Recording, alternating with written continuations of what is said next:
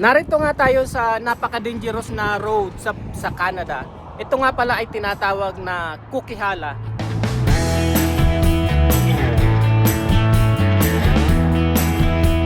Dahil nga sa napaka-tarik at napakalayo, napakahaba ng paakyat dito, kaya ito ay napaka-dangerous, lalong-lalo na pag winter time. Ito nga pala ay malapit na sa Hope. It's 42 minutes na lang, Hope na. At hindi na rin ito malayo sa Vancouver.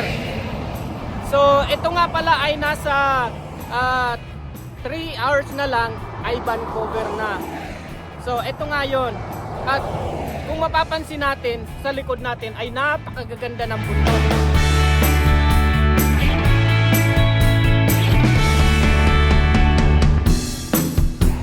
Habang binabaybay ko ang kahabaan ng Highway 97 na to, may napansin akong isang maliit na lake na maraming nangingisda. Ayun.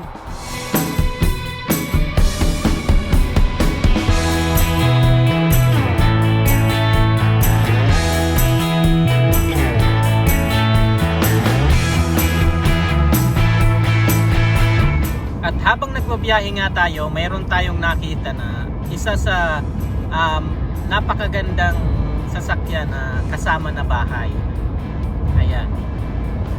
Nang dahil nga sa napakatuwid at napakahaba ng daan, tumatakbo lang naman tayo ng 120 km per hour.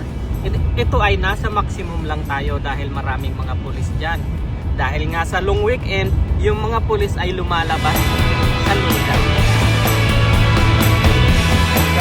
Ang kinagandahan dito guys, pag naglo-long drive ka sa Canada, sa bawat 100 km may makikita kang ganyan.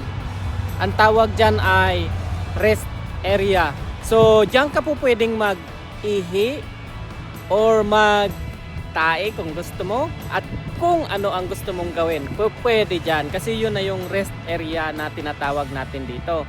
So yun ang napakaganda rito. At least makapagpahinga ka, gawin mo kung ano yung dapat mong gawin diyan sa lugar na yan. So eto na guys yung Okanagan Lake na tinatawag. So ibig sabihin malapit na tayo sa bahay dahil dito tayo nakatira sa lugar na to. At mayroon na lang tayong 20 kilometers para